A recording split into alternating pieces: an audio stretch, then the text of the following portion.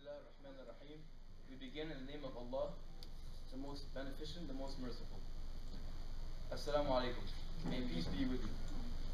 My name is Mahmoud Yamak, and I'm a member of the Muslim Student Association here at Texas A&M University. On behalf of the MSA and the Islamic community of Bryan College Station, I would like to welcome you all and thank you for coming to the first event of the Islam Awareness Initiative.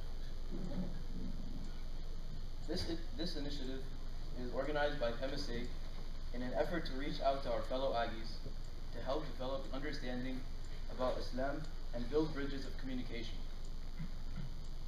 With these events, we hope to clear up misconceptions about Islam and answer questions you may have about Islam or Muslims in general.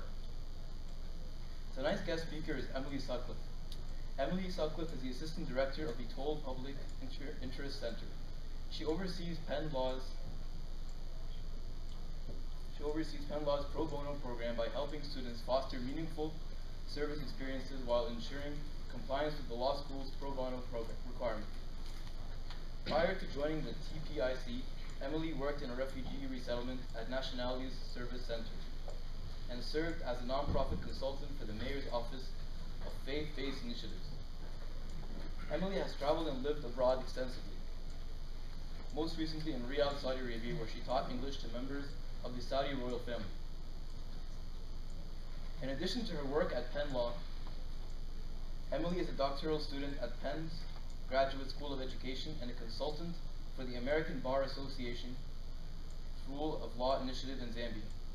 Emily has an MS in Nonprofit and NGO Leadership from Penn School of Social Policy and Practice and was the recipient of the school's Emerging Leader Award. Tonight's lecture will focus on Islamophobia and the boundaries of American tolerance. Words like diversity and tolerance are commonplace in American society, but what do they mean in actual practice? Has a focus on diversity as purely an issue of skin color affected our ability to tolerate and benefit from diversities of belief, opinion, and or lifestyle? Where are the boundaries of tolerance, and should tolerance even be the goal? This should be quite an illuminating talk. When the speaker concludes her talk, we will have a few minutes, or approximately 10 to 15 minutes, 10 to 15 minutes available for questions. You will also have the option of writing your question on the index card provided, and there are going to be people walking around, and you're going to be able to take these index cards. And this is if you want to remain anonymous. You can also raise your hand and ask questions. That's cool too. Some MSA members will be walking along the ends of rows, and you can pass down your question card. Also, feel free to help yourself to refreshments that are in the back. With that being said, I am excited to welcome Emily Sutcliffe.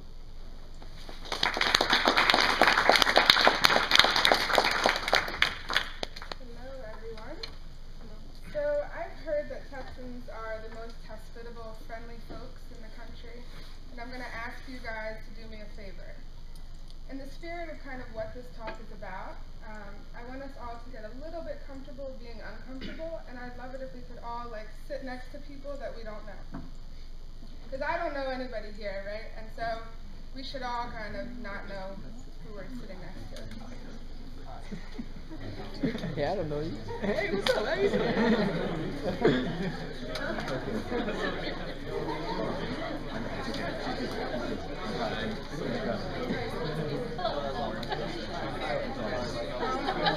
What do you go to school? I was like, that's a tough question. That's so stupid. Yeah. Are you a sophomore too, or are you a junior? Junior. Awesome, man. What? Psychology. How about you? Should be interesting. Environmental science. Awesome.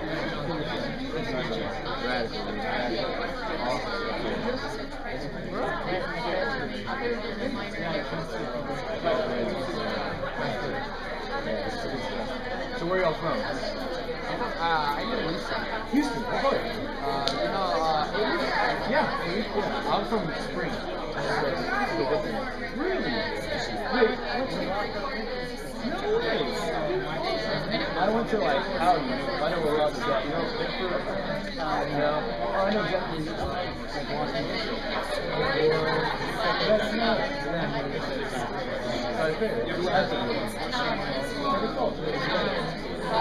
You're putting it to side words Well, what I'm exploring is the basic so many schools. Yeah, a lot of schools over there. Oh my god. Same with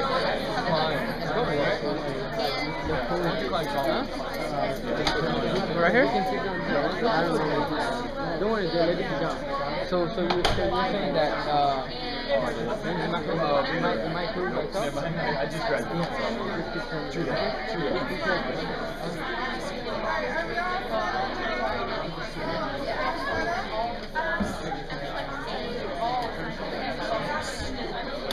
Now, first, if you can hear me.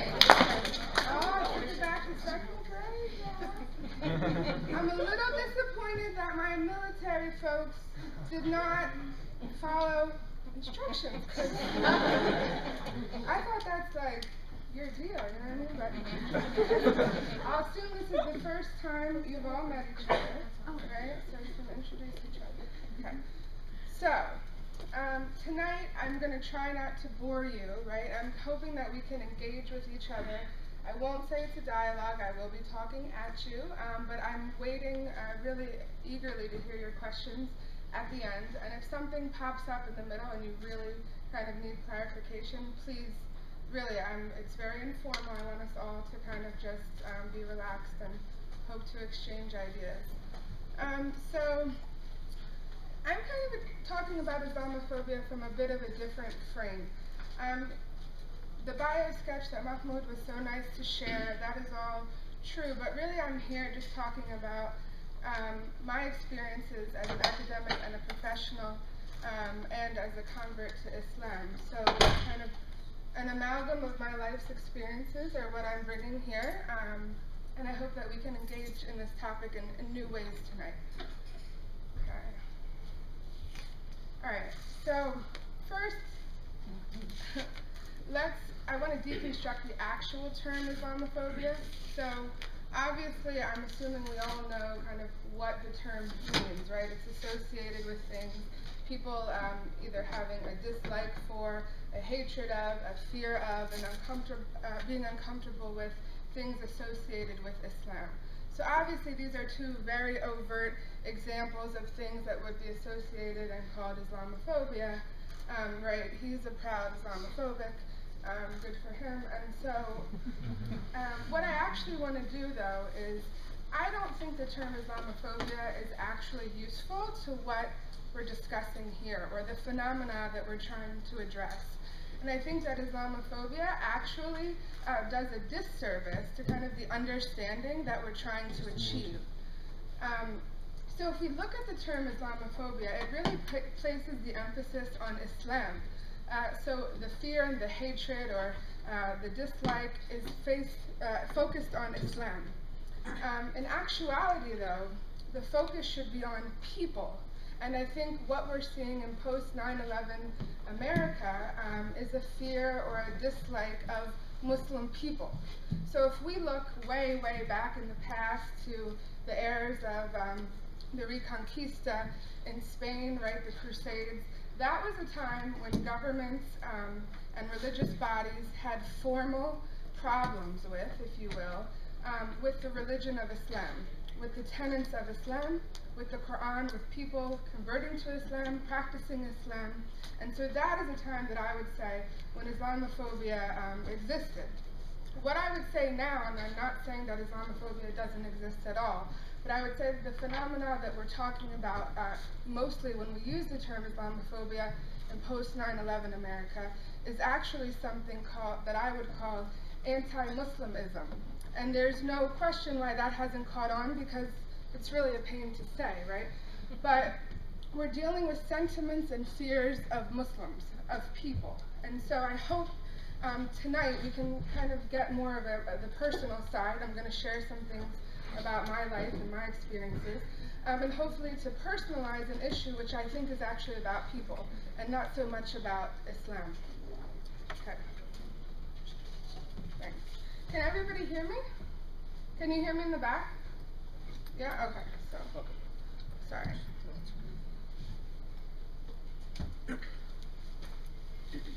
And so, sorry, to get back to what I was saying, I think that the focus on Islam specifically as the issue, in attempts to negate or quell some of the Islamophobic tendencies that we see, I think one of the reasons that they're not broadly successful is because they're offering the wrong cure. So I could stand up here tonight and say, Salam alaikum means peace be upon you, and jihad means struggle, and we could go on and on and on, and this is what we often see when people speak about Islamophobia. They try to teach people kind of an Islam 101, or teach people the basics of Arabic language, in case you think when I say to Mahmoud Salam alaikum, I'm saying kill the infidel. We want you to know that we're not saying that, right? But that's actually addressing the issue as if Islam is the problem, as if a lack of understanding of Islam is the problem. I think that is part of the problem, I do, and I think that those attempts are useful, but I think we're missing something, and we need to deal with this human piece, this issue with Muslims. And there's no way around dealing with the issue of anti-Muslim sentiments without addressing the fact that it's a highly racialized issue. And Muslims in America are very often viewed as synonymous with Arabs, regardless of the fact that less than 1/5 of the world's Muslim population actually is Arab.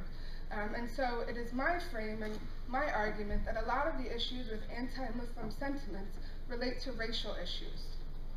Okay, so now let's talk about the media.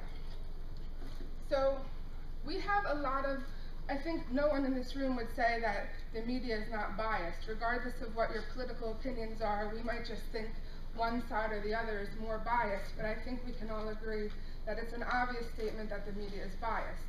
Excuse me. However, the very overt examples of kind of anti-Muslim sentiment or Islamophobia, those aren't the things that worry me. What worry me are all of the examples that are kind of just coming in as acceptable, right? And we're just taking it in as we're enjoying a movie. It's propaganda couched in entertainment. So we've seen this in America and other parts of the world in every era, right? So there's a time when every bad guy was a Russian, every bad guy was a German, every bad guy was Japanese, and the cowboys and the Indians are also a prime example, right? There's always a bad guy, and the bad guy is usually whoever we're not happy with at the moment.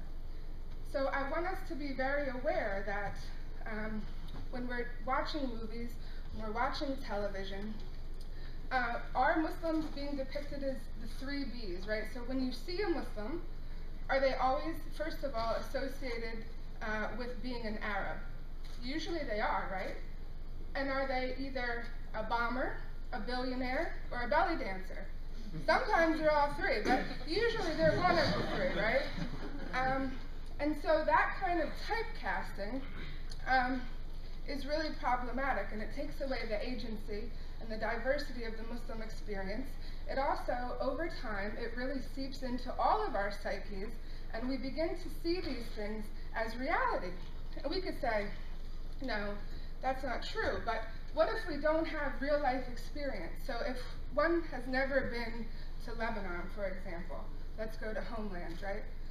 If you've never been to Lebanon, and Homeland has a scene of a marketplace in Lebanon, and it's people walking around in really kind of archaic clothing and goats wandering around the street and like children with no shoes on and all of this business. And they show it as the moment someone sees someone who looks Western, they just begin attacking them. If you've never been to Lebanon, if you've never been to that marketplace, this is filling that void of information for you. And while we may have some kind of standard deviation, okay, I know it's not exactly the truth, we probably can't imagine how far from the truth many of these depictions really are. So in the case of Homeland, that marketplace that they showed is actually a modern, bustling place of, people go there, there's actually bars and nightclubs, there's restaurants, it's the absolute opposite of what was shown on the show. And so creating Muslims as these savage, archaic individuals is creating a narrative for us by non-Muslims. And we've seen this done with other groups. It's been done with African Americans, There's the crime narrative, right? African Americans are often depicted as drug dealers and criminals and things of that nature. The same thing happens to Muslims. And so I just want us to be very aware of that as we consume media, right? He's a fool, right? What can we do? But the thing is, here's the thing. He's a millionaire because he does stuff that's crazy. And some of it is really funny, and some of it is bordering on true because he picks at certain stereotypes, right?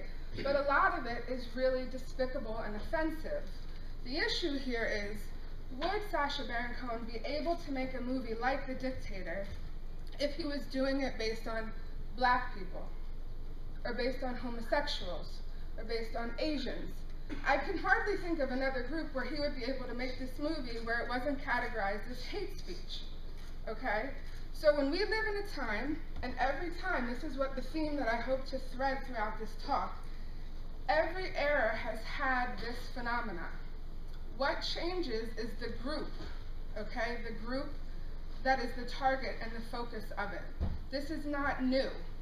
So we may think that we've progressed because we've gotten better with how we depict and how we interact with African Americans. We may think we've gotten better because we have villains that aren't Russian. But really, what we're often doing is just replacing one group with another. So we're not moving forward, we're just kind of spinning the wheel so that it's focusing on a different group. I think we need to just be aware of that. The same with the news media. Again, regardless of what channel you watch, regardless of your political views, all news is provided to us from individuals, okay? And I think there's often this subconscious belief that the providers of news, particularly the news that we like, that's most palatable to us, that they live in an alternate realm, that they're not affected by the same hegemony and inequity and racism and classism and all of these things that the rest of the population has these forces acting on them. And that's just not true. Diane Sawyer grew up and had the same things, affect her as any other American. So we need to be very careful. It's quite possible that someone here might think that Muslim women are oppressed because they wear a scarf, and that the more, the symbol of a more liberated Muslim woman is one who doesn't wear a scarf. It's very possible that Diane Sawyer also has that opinion. This is just an example. And so, of course, that's going to affect the lens with which she reports the news. So again, I'm just asking that we kind of stretch beyond our comfort zone and ask some of these questions when we're consuming the media. Now, words, right? Via the media especially, we begin to learn what words mean beyond their denotative foundation. Okay, and so I just did a quick word cloud of the words that come up most often when I pulled up articles that involved Muslims. Either problems in the Middle East, whether it be Egyptian politics or something happening in Lebanon. I just picked out the most common words. If you can see, obviously, terrorism is the #1 word. And so one of the main things that I want to address here is that words have been assigned to Muslims based only on the race or perception of race by people who are not Muslim and not of the Arab race, usually. So the term terrorist is generally only reserved for Arabs and people who are believed to be Muslim. And therefore, we begin to feel, we all do, including Muslims, right? Because again, this is the theory. None of us live in an alternate universe. All of these things are acting upon our psyche. They're acting upon the way that we orient ourselves with the world. So over time, we eventually begin to associate, just by the sheer number of times we've heard it, the term terrorist with Arab or Muslim. It's just an inevitable thing. At the same time, words that belong to Islam, like jihad, okay, like madrasa, normal Arabic word for school, they become misappropriated by non-Muslims. And they become twisted and used in a way that then leaves Muslims unable and uncomfortable to engage with parts of our religion and parts of our beliefs that were once very beautiful to us. So if I say to you, to everyone in this room, we should all be jihadis, That's awkward, right? That's like, what is she talking about? But what I'm talking about is something I should be able to talk about. I should be able to say we should all exist in a place inside ourselves where we have the mental and spiritual fortitude, okay, to persevere through times of hardship, to rely on our faith, and to get through any struggle that this world places before us. We should all have that as a goal, okay? We should all want to be jihadis. But now it's weird. Now it's weird because the word was misappropriated, decontextualized, and used by media outlets to make it seem like jihad as a holy war is something very normal in the Muslim experience. It's not normal in the Muslim experience. I've never heard the word jihad used linked to war until I heard it from a non-Muslim on the media. Okay, so we need to be aware of that. The same goes for infidel, things like that. It's just, it's so sensationalized, and we are so sensitized to these words that we think they're used in the Islamic experience when they're not. They're not used in that frequency or in that context. And so parts of our religion, parts of our experience are taken from us because they become things that we have to be ashamed of or worried about. Okay. So now, let's talk about bad guys, right? So I am very interested in my academic life in the correlation between the perception of danger and actual danger. So this is something I've studied over the years. And so I thought tonight maybe we could just take a quick look at people in the US who have done horrible things. So I came across a list, a vetted list of mass murderers in US history. Okay? And I'm not talking about 9/11 or acts of war. I'm talking about individuals who in one instance killed a lot of people, more than 10 people. So I said, all right, I'm going to get this list. I'm going to see all the Muslims on this list, right? I'm going to see all the terrorists and the killers because we have to be scared. This is a real threat. Now I need to come to this presentation and be honest with people about our shortcomings. So I went through the list, and I was like, okay,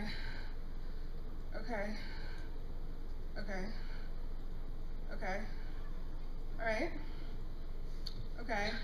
Oh, our first Muslim.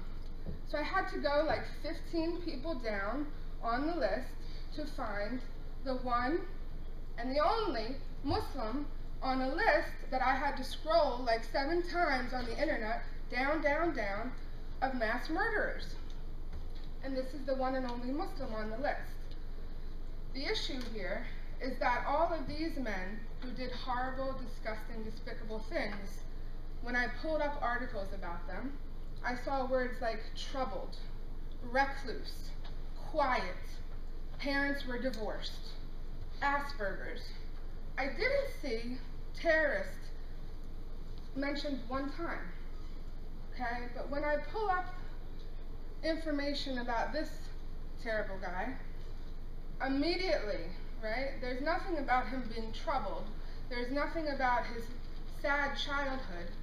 He is a Muslim terrorist, okay? And we need to be scared of him, and we need to be scared of all the potential people who could be like him. And that's really the pernicious, insidious thing about this anti-Muslimism, if you will, is that it has people looking at other people with suspicion. So I'm looking at, you know, a young, healthy, white American male, right? I have no bad feelings toward him. He reminds me of my cousins, my uncles, right? My nieces and nephews. But we can look to other young, handsome men, if they're of Arab, Muslim, Middle Eastern, Asian origin, and we can feel, he's okay, he's always been nice to me, but I bet this guy was nice to people too. I mean, you just never know what those Muslims have up their sleeve, right? And this is the problem. This is really kind of the tragedy of all of this. All right. While we're on the topic of bad guys, let me show you 3 bad guys, okay? Oops. He's like, you know, we finally admitted that he's a bad guy recently, but he's a bad guy. So, what do these 3 people have in common? Like seriously, what do you think they have in common? Anyone? Dictators. Okay. They killed lots of people. Huh? Arabs? Abuse of power. So all of that is true. What they actually have in common that I'm going for is that they were the leaders of secular regimes. They, whether we're talking about Hosni Mubarak of Egypt, Muammar Gaddafi, Saddam Hussein, they were secular. They were profoundly secular to the point that their own citizens were oppressed for, in certain instances, displaying their religion.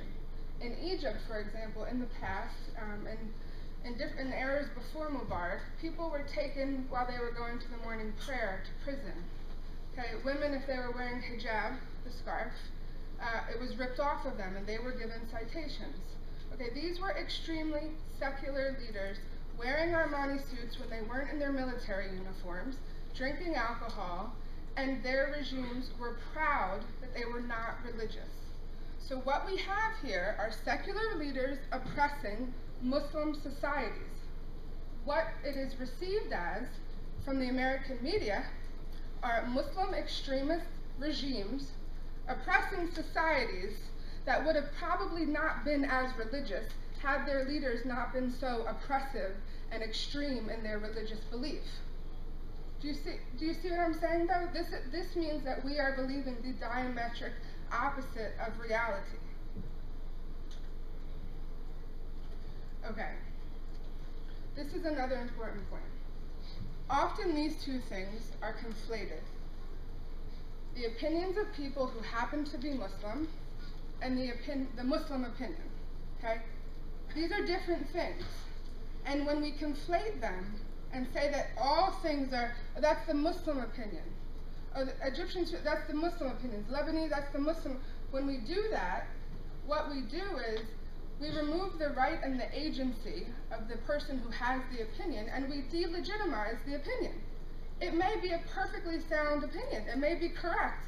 But the minute we say that's part of the Muslim opinion, that's the Muslim rhetoric, we then associate all of these negative things that I just said are kind of being inundated on us, and we disregard the opinion.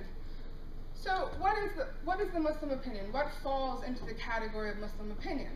Well, things like this. Dress, right? Islam says things about dress. And when I say things like Islam says, I mean in the Quran or in the Sunnah, which is the life of the Prophet Muhammad, peace be upon him, we have edicts. We have information about how Muslims should live. Okay, so there is a Muslim opinion. It may be translated differently by different people into how they practice, but we have Muslim opinions on dress, on the foods that we should eat, prayer, holidays, financial dealings. Okay, there's a Muslim opinion there. The opinions of people who happen to be Muslim would be examples of this. These are just random examples. Support for Palestine, denunciation of Western control of oil markets, opposition to military invasion or occupation of Iraq and Afghanistan, denunciation of double standards on human rights, rejection of cultural imperialism. So these are things that are often called, that's just the Muslim view. They hate us. They don't like us. They don't like us because they're jealous. Like, does this make sense? They're jealous of our freedom. They're jealous of our SUVs. They're jealous of our obesity rates. Like, what are we talking about? Like, it's not, the issue here is not jealousy. The issue here is power. I want to be clear. The issue here with these opinions is power. Who has the power, and what are they doing with the power? And these are not opinions that are only held by Muslim people. These are opinions held by people all over the world. Okay, some of these, again, you could insert X here.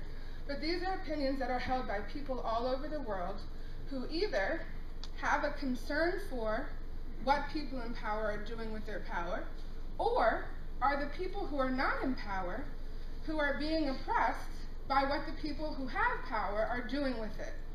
And if we continue to ignore this, to ignore that there are billions with a B of people on earth who have opinions like this, we're really doing ourselves a disservice, because there's rich information, there is a lot that we can gain to strengthen and improve our society if we, and by we I mean Americans, we are keepers of and distributors of the power that we have as the global superpower that we now are. And so I would say the most patriotic thing that we can do is be aware of what we're doing with the power and be responsible and careful about what we're doing. And these things, again, this is not the Muslim opinion because Muslims hate us. There's information here. We need to course correct if we need to. We need to dig deeper into things that are uncomfortable. And we need to realize that the very basis of being an American means that we love the tenets with which our country was built on. And if we deviate from that, that is a problem, okay? All right. So, forgive me, I don't normally have notes, but it's been a long week. All right. So, the other experience. I think since one of the things that I'm hoping we get out of this is to kind of view Islamophobia as actually an anti-Muslim sentiment or feeling, is that we personalize this. So it's not this abstract other, these weird people, right? These are people sitting next to you. These are people who have families and lives and senses of humor and worries just like everybody else. And so I thought one of the ways that we could get at that is I would share a bit about my experience as a convert. And I call it the other experience because I mean other in the sense of it's when I became classified in the minds of many of my fellow Americans as not one of us. Okay. And so, though it's not surprising at an intellectual level, at a visceral level, it was a real shock to the system overnight to kind of have my race, social status, education, country of origin, and language basically erased. Okay. I'm older than you guys, I'm not that old. This is my mom. Isn't she cute? Come on. She's cute.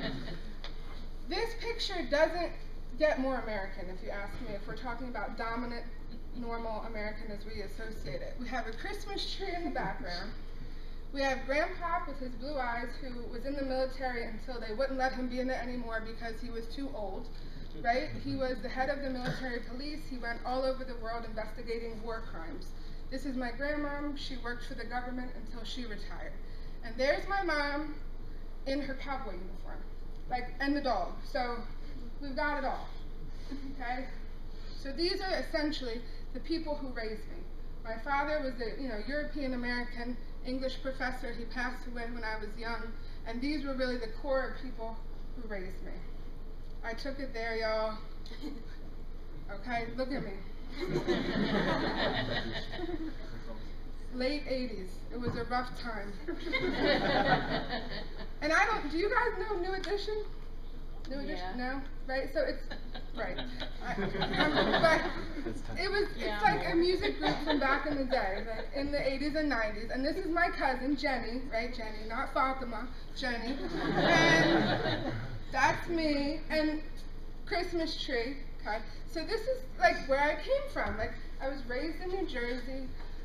My mom was a nurse, the whole 9 yards. And I just had, I would say, a normal, again, there are a million ways of being normal, but a normal American lifestyle. And I loved horses, I rode horses, I loved to read books, the whole 9 yards, okay? Then, when I got to college, I was a freshman. I had a class where we had to read a lot of different historical texts. And we read the Sundiata, we read Pericles' funeral oration, and in the mix of that, we also read parts of the Quran.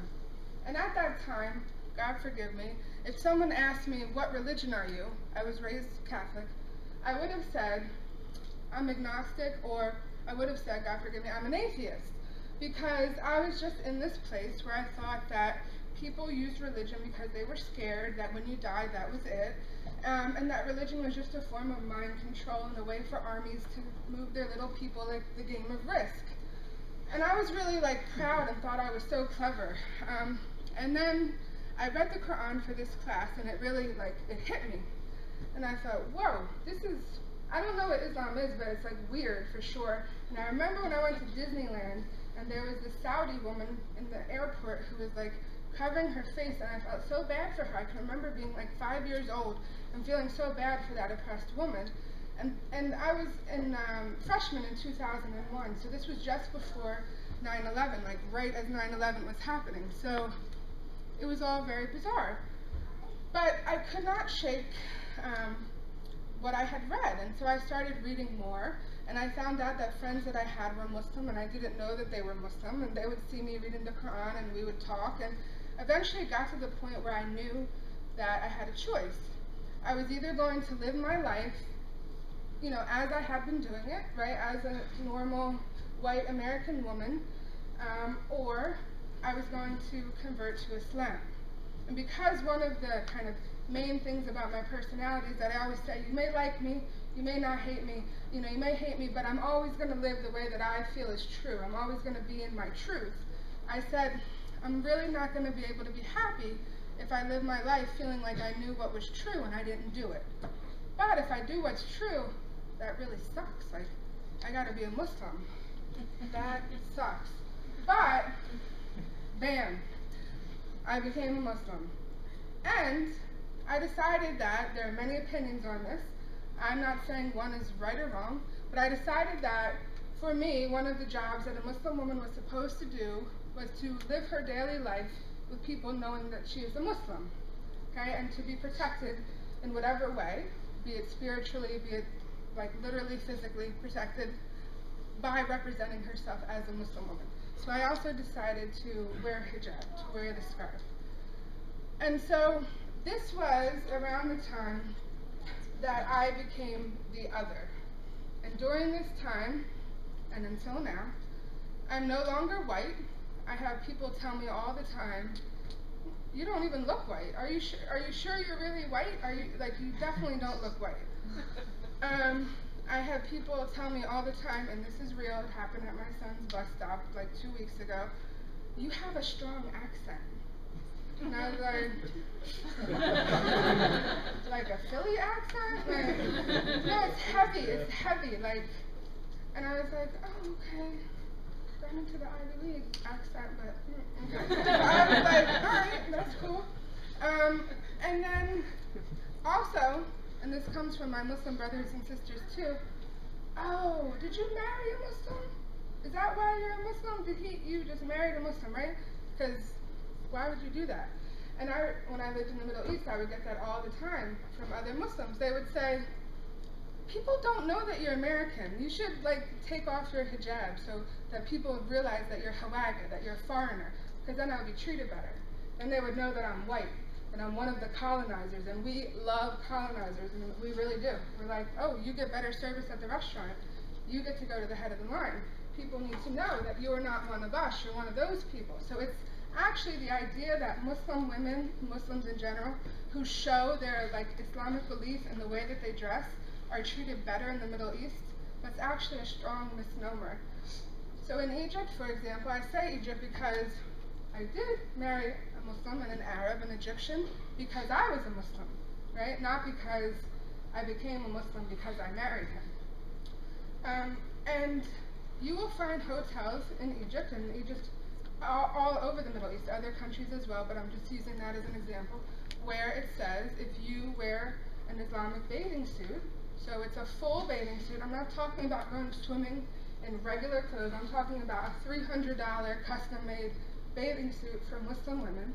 You're not allowed to swim in the Four Seasons pool, okay? Or you're not allowed to go on the beach at a fancy resort. And I lied to you not. I've been at resorts that have said this to me. This is a true story. And at the same time, an Italian tourist is sunbathing, nude, next to me on the beach in Egypt. And they're really proud of her and serving her, and there's other women also who are topless. There's no problem with that. But the problem is in the Muslim woman in a Muslim country who's wearing a Muslim bathing suit, okay? If you want a job in a lot of Muslim countries, a high-power job, You should never have hijab. You should never be a man with a beard. Okay, if you want to get into my country club in Egypt, you should not wear the white dress, right, the galabeya or the thobe that Muslim men are often associated with wearing in the Persian Gulf, the Arabian Gulf. You should not wear that because you will not get in, because that is viewed as low class, because it's away from the way that Europeans and Americans dress. And this is in the Middle East. So this idea that, oh, just, in the Middle East, we'd be treated terrible. I've had people say that to me. Well, how would I be treated in Egypt? My friends who don't wear hijab. You'd be treated better than I would, right? So this is just kind of something that I want us all to be aware of, because I think a lot of people don't realize that. And one of the things I want us to take away from this is, I don't want us to everybody love each other. We might not love each other, right? We don't have to love everybody. And this issue about tolerance, I'll get to that later, but what I want us to take away from this is that everybody deserves the right to have agency. Everybody deserves the right to have the space to create and fill their own narrative for you. So whoever you are and whoever you're engaging with, give people space.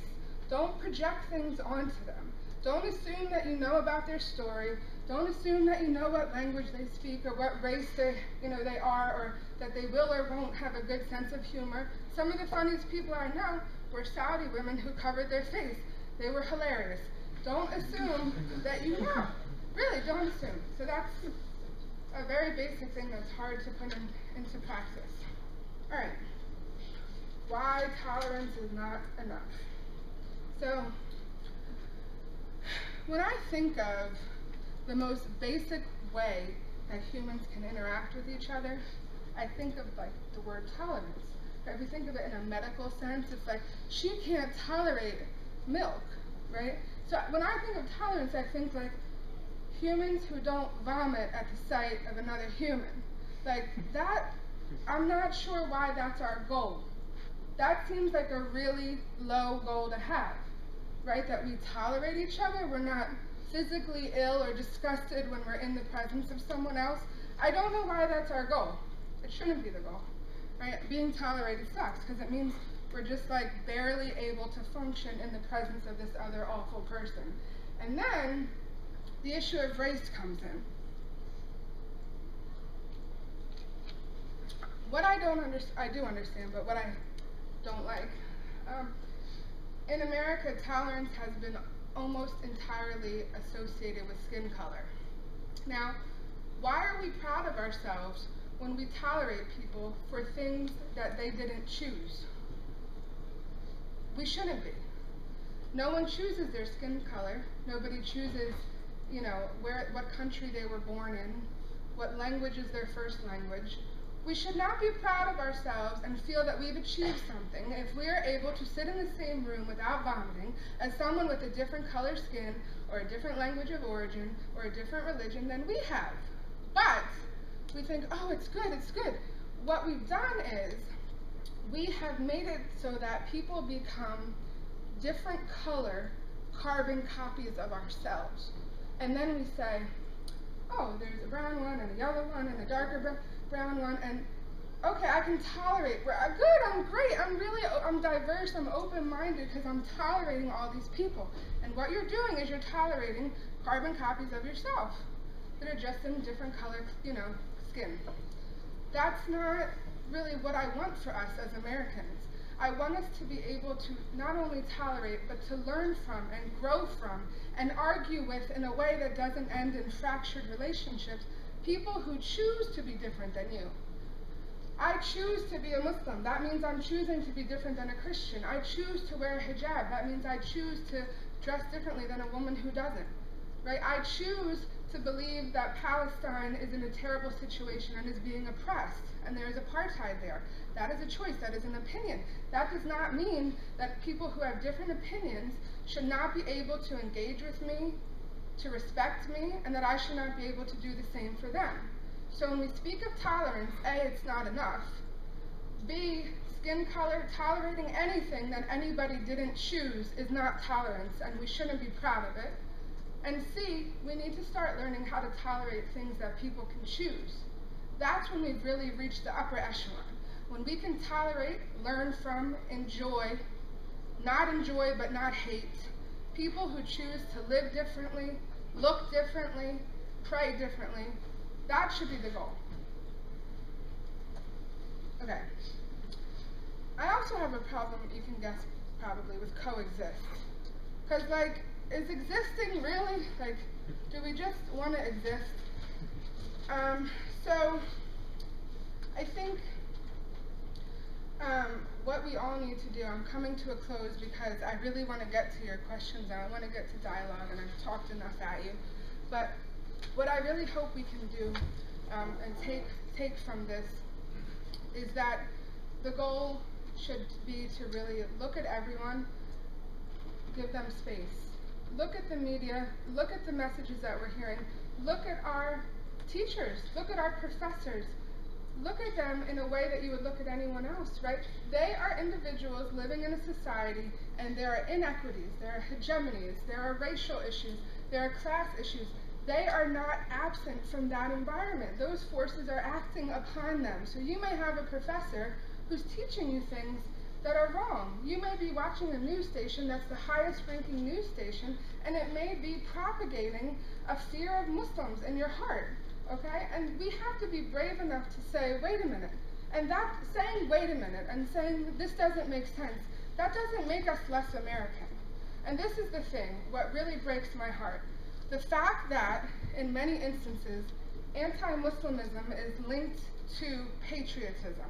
This really affects me deeply, because it's like, how dare you, when you hate people, or you dislike people, or you think people are not welcome, because they're different than whatever the socially dominant norm is of the time, and that norm changes, right?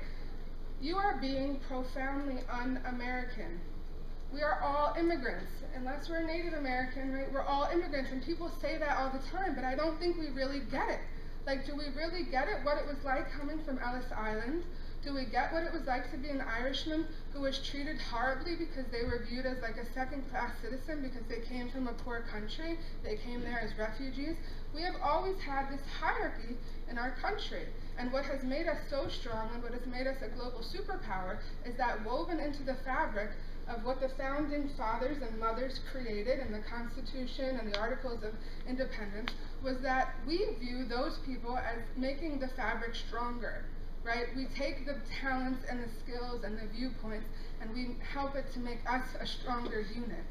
The minute that we deviate in a large way from this model is the moment that we begin to get weaker as a society. So applying a scarcity model frame to issues like Muslims is not a sign of us being strong and being proud of our Americanness, right? Because who's to say that anyone here is more or less American than me, for example? But what we're doing is we're showing signs of decline. When we start to apply scarcity model, right, for anyone who studies economics, the theory that there's just not enough stuff. There's a finite number of widgets, and they can only be moved around so many times, but they can't be made more. So therefore, if I give to you, I'm taking from me. And if you give to her, you're taking from you. So then we have to like hoard things. We have to hoard resources because there's not enough.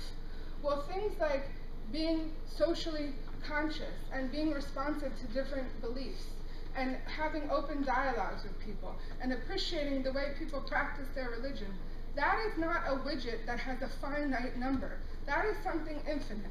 So by respecting me and my beliefs and saying, you know what, she should be allowed to pray at the mosque, and there should be a mosque, you know, near her house. What's wrong with that? Or saying they should be allowed to have halal food.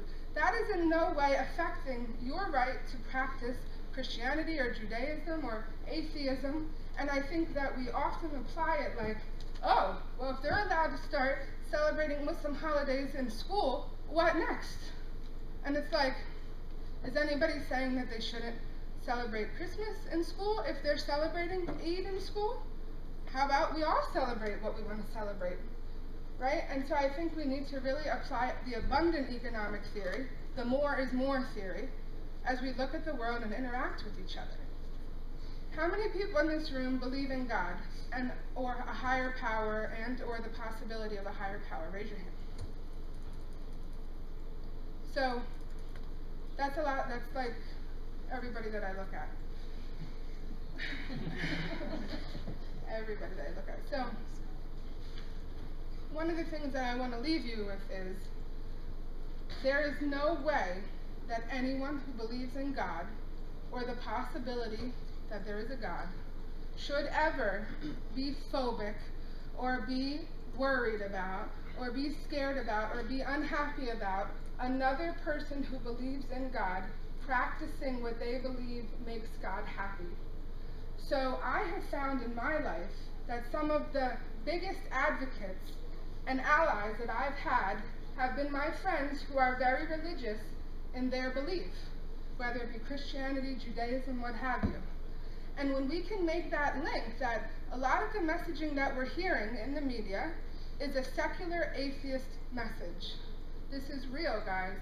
The trend, the global trend, is away from belief. If you believe in God, if you practice your religion, you're dumb, you're low class, you're basic, right? This is not what the elites do. The elites don't do that. That's for people who are scared and people who aren't that bright. What we can all do is come together for real, and it sounds corny, but it's real, as believers. And anyone who has belief needs to defend the other one who has belief. Because if you're sitting here worried that a Muslim is going to affect your belief, or if you're sitting here worried that a Jew is going to affect your belief, you have no idea of this entire other layer of movement that's coming, that's here, towards us having no belief, and towards anyone who has a belief being viewed negatively. And if you think I don't believe, it's in all of the movies. Even I have a young son, and we were watching one of the Happy Feet penguin, animated movies. And they were making fun of the old penguins who believed that there was a spiritual force acting on the way that they were able to eat and the weather and things. And so the main character and his family had to be the enlightened ones who ripped these archaic imbeciles off of this stupid belief and saved the whole penguin group, or what is the group of penguins called? I don't know. But right, so this is something that anyone with belief, we need to be aware of this, because that's something that we're unified in. Right now it may be affecting Muslims, but I promise you it will affect all of us. And so with that, I really want to get to your questions. I'll just leave you with a small piece from the Quran. This is the piece that really got me to be interested in becoming a Muslim. Those who believe and those who are Jews, Christians, and Sabians, whoever believes in God and the last day and does good, surely their reward is with their Lord, and there is no fear for them, nor shall they grieve. Assalamu alaikum.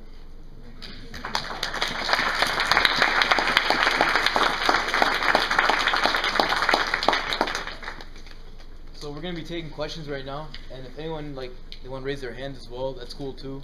We're going to be taking note cards as well. So the floor is yours.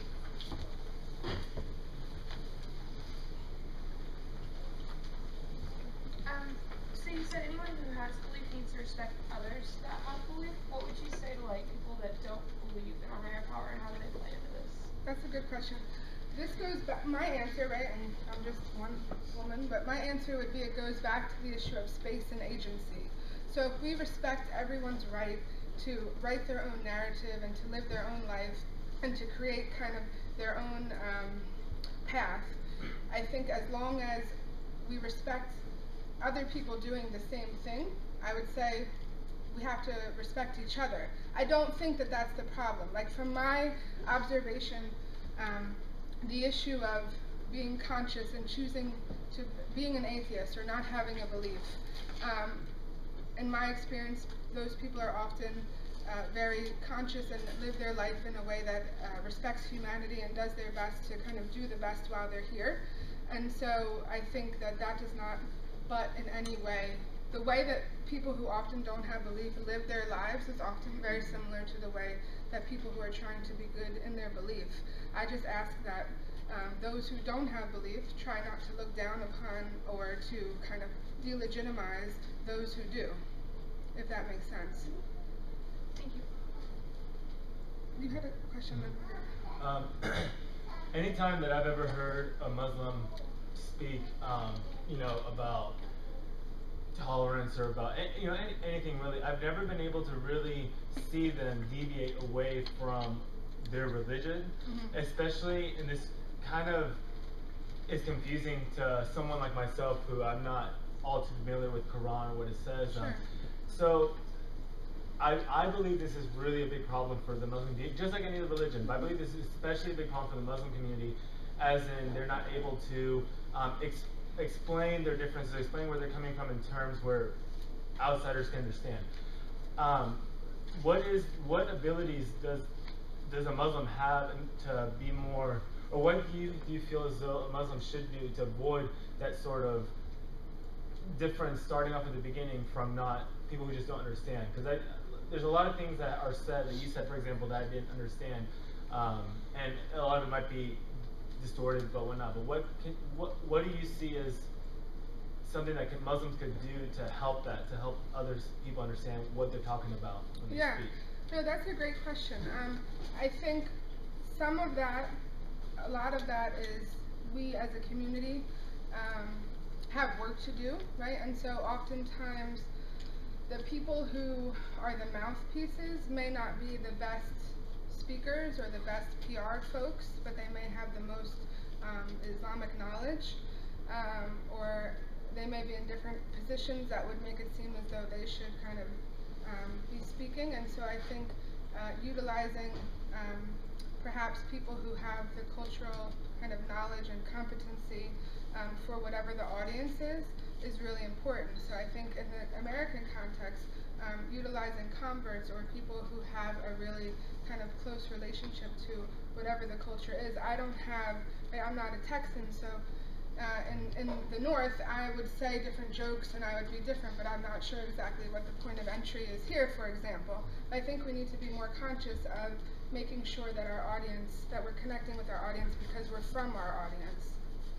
Right, so we're not this other thing, like these Muslims. We're we're just like you, right? But we're just Muslims. So we need people like you, who are Muslim, to be talking to the room. And I would say, to some extent, hopefully, there wasn't a lot of stuff that people didn't understand that I said, hopefully.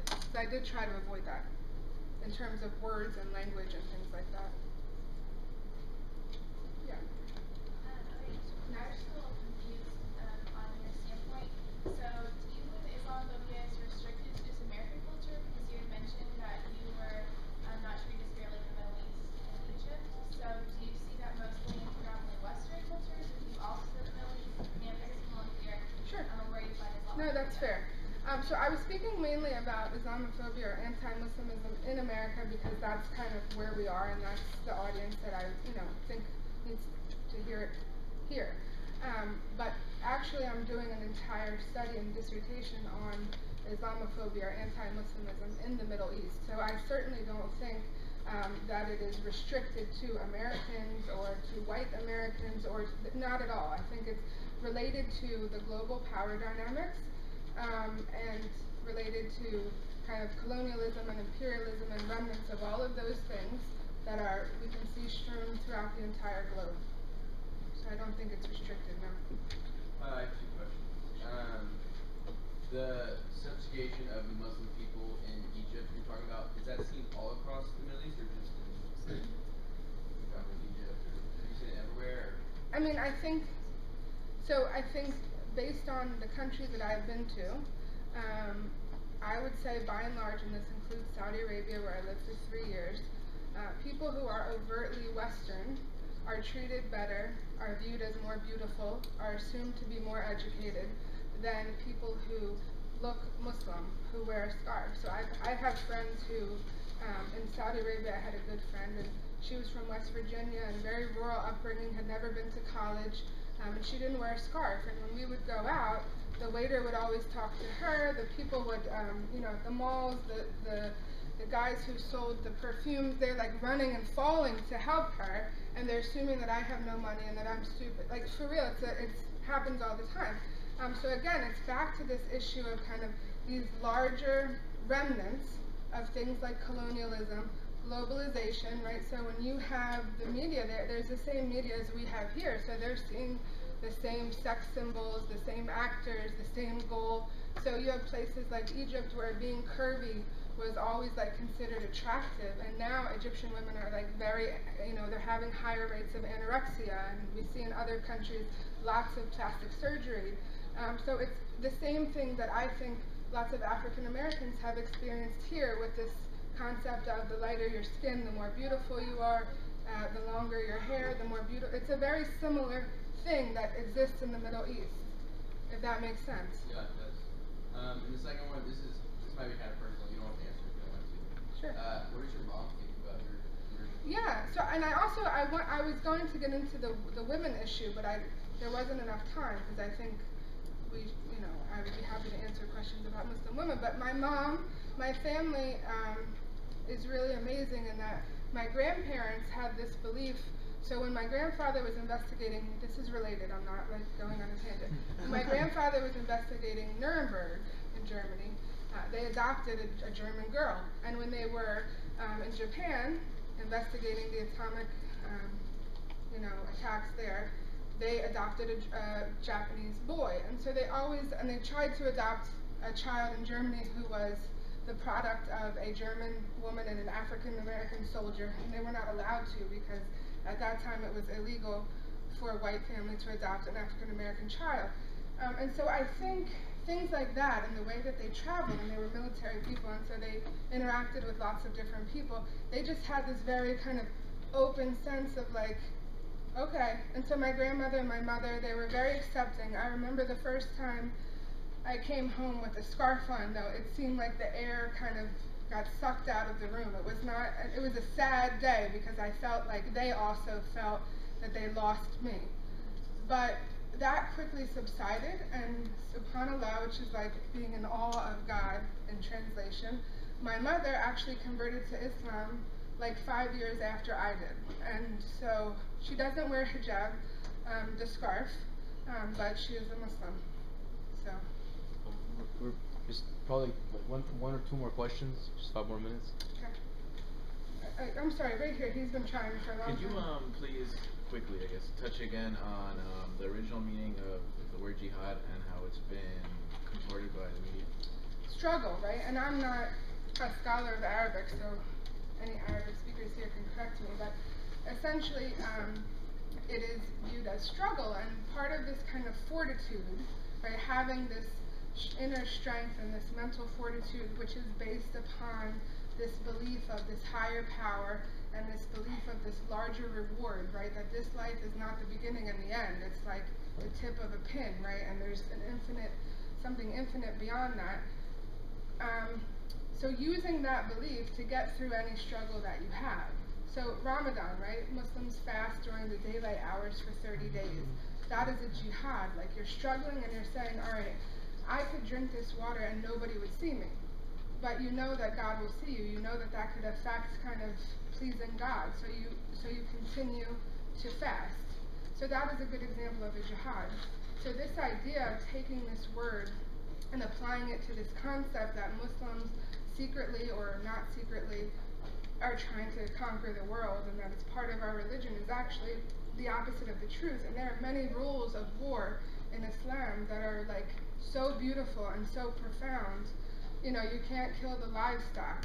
You can't kill anyone who isn't armed and actively attacking you. You can't kill women and children. You can't do a surprise attack. Like, really, you can't. So you can bring your army to the town that you're having issues with, and your leader can go and say, I have my army here. What are we going to do? Do you want to fight or can we work it out? But you can't just sneak up on someone and do a surprise attack. Like, there are many, many rules. When you're on Hajj, you can't even like kill a fly or an ant. So this idea that jihad, and there's no compulsion in religion. This is a rule of Islam. You can't say, be a Muslim or I'll kill you. Because you're not a Muslim. You're just trying not to die. So this whole idea is the absolute opposite of Islam.